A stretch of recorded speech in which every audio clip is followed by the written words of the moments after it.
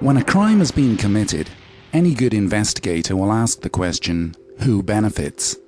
So let's apply this reasoning to the main parties associated with the events of 9/11. Osama bin Laden. 5 days after 9/11, bin Laden stated that he had no knowledge of the attacks. He also stated that the attacks appear to have been carried out by individuals with their own motivation. This statement was aired only once on Al Jazeera TV on the 16th of September 2001. Before 9/11, Osama bin Laden had lived as a fugitive, but he was a wealthy fugitive who had enjoyed relative freedom outside of the USA. He was even able to obtain kidney dialysis treatment at an American hospital in Dubai just prior to 9/11. And within Afghanistan, his country of residence, he was protected by the Taliban, who had full control of the country. However, after 9/11, bin Laden's life became increasingly worse. For example, he was now unable to stay within the comfort zone of Afghanistan because the country had been invaded by the coalition forces. Bin Laden was also unable to freely visit other countries for hospital treatment because those countries would risk being accused of harboring a wanted terrorist. He would therefore have to spend even more of his money on protection, plus his future options would be extremely limited in terms of survival, finding a place to stay, finding the hospital treatment he needed, and planning future terror attacks. Numerous news reports from 2002 stated that bin Laden had in fact died. So when it comes to the question of who benefited from 9/11, on a scale of 0 to 10, Osama bin Laden scores 0. Al-Qaeda. Al-Qaeda was created by the CIA during the 1980s for the purpose of fighting off an attempted Russian invasion of Afghanistan. The CIA funded Al-Qaeda and supplied them with the weapons and intelligence they needed to ward off the Russian threat. When the Soviets withdrew from Afghanistan in the late 1980s, the CIA continued to fund Al-Qaeda, and many of its operatives were used as CIA assets. These operatives were used as double agents for use in anti-terrorism drills within the USA and for covert military operations. Since 9/11, Al-Qaeda would have found it almost impossible to carry out major terrorist attacks in countries like the USA. For example, the Patriot Act in the USA allows the government to spy on all phone and email communications. So life for any terrorist organization will have become immeasurably worse since 9/11. In addition to this, the invasion of Afghanistan and the loss of so many of Al-Qaeda's main operatives would have seriously disrupted and undermined Al-Qaeda's ability to function as a terror group in the future. So when it comes to the question of who benefited from 9/11, on a scale of 0 to 10, Al-Qaeda scores 0.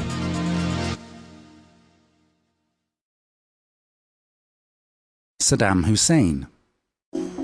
Up until 9/11, Saddam enjoyed a relatively comfortable life as the dictator of Iraq. However, since 9/11, Saddam's life had become progressively worse. Firstly, because of the constant insinuations that Saddam had something to do with 9/11, and secondly because of the accusations that Saddam possessed weapons of mass destruction. Within 18 months of 9/11, Iraq was invaded and Saddam was reduced to living in squalid conditions whilst on the run from his invaders.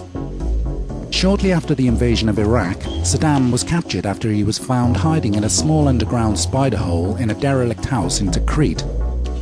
He was held as a prisoner for 3 years before being tried and hanged. The Iraqi court found Saddam guilty of crimes that he committed during the 1980s.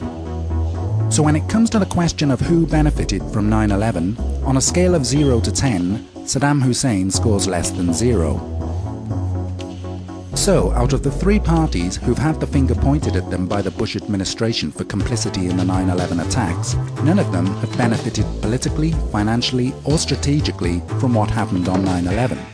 In fact, the exact opposite is the case.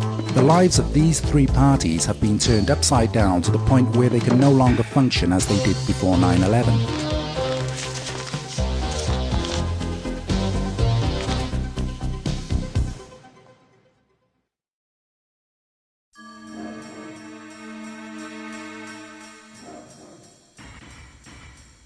So who did benefit from 9/11? Larry Silverstein. This man became the leaseholder of the World Trade Center complex just a few weeks before 9/11. Silverstein faced the daunting task of having to remove the illegal asbestos that covered every steel beam in the Twin Towers. This job would have cost over $1 billion. When Silverstein took possession of the World Trade Center complex, he reworked the insurance policy on the complex to specifically cover terrorist attacks. After 9/11, Silverstein received $7 billion compensation from his insurers.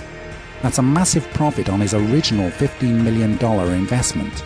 So when it comes to the question of who benefited from 9/11, on a scale of 0 to 10, Larry Silverstein scores 10.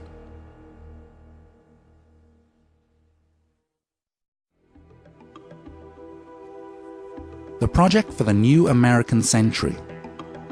In September of 2000, these men produced a neocon manifesto called Project for the New American Century, or PNAC for short. This manifesto detailed their ambitions and intentions for America in the 21st century. It called for the transformation of America into tomorrow's dominant force through permanent military bases in the Middle East. It also wanted to establish America as a global constabulary, unchallenged by the UN and the rest of the world. It also called for regime change in countries like Iraq and Afghanistan, but it said that fulfilling these ambitions would be a long process unless there was a catastrophic and catalyzing event like a new Pearl Harbor. Within 12 months of producing the PNAC manifesto, the events of 9/11 took place, and the new neocon administration was able to carry out virtually every ambition called for in their PNAC manifesto. So when it comes to the question of who benefited from 9/11, on a scale of 0 to 10, the PNAC group scores 10. Dick Cheney. The current Vice President and former CEO of Halliburton still receives a multi-year deferred salary package from Halliburton, whose stock has increased considerably since the invasions of Afghanistan and Iraq. The arms industry. There is nothing better for the arms industry than a war. Since 9/11, billions of dollars worth of missiles and bombs have been used and have to be replaced, and President Bush is asking for and receiving additional defense funds. He is the man to spend those billions of dollars and give them to his friends and business partners, who in turn support his political career, not least with money. As part of the Carlyle Group, the Bush family have already gained huge profits from the company's manufacture of weapons and military bases since 9/11. So when it comes to the question of who benefited from 9/11, on a scale of 0 to 10, Bush, Cheney and the arms industry scores 10. US oil companies. Again, a business field where President Bush is involved. Over 60% of the world's oil fields happen to be in the Middle East. The current supply of oil used by the US, which is the world's biggest oil consumer, will be exceeded by demand within the next 10 years or so. Without gaining control of that 60% of oil in the Middle East, the US economy would soon collapse. So it is essential for America to gain control of those oil fields in the Middle East as soon as possible. Not just for its own use, but also to control the supply of that oil to other countries such as China, which will soon become the most powerful nation on earth.